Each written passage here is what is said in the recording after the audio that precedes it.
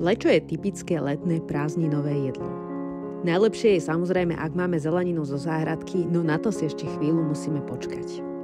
Zvykla som si doňho používať skvelý čili olej od Matúša. Zarestujem na ňom cibuľku, pridám na pasiky pokrájanú papriku, posolím a nechám chvíľu dusiť. Medzi tým si pokrájam rajčinky, poprípade párok alebo dobrú štipľavú klobásku. Máme to tak radi. K paprike pridám najskôr rajčiny, dobre premiešam a potom pridám párok. Nechám chvíľu dusiť, ale nie pridlho. Máme radi, keď je paprika ešte trochu chrumkavá. Dnes som pridala aj trochu čili, no a nakoniec pridávam domáce vajíčka. Každý má na lečo ten svoj tajný overený recept. A je to v poriadku. Varme si tak, aby to chutilo nám a našej rodine.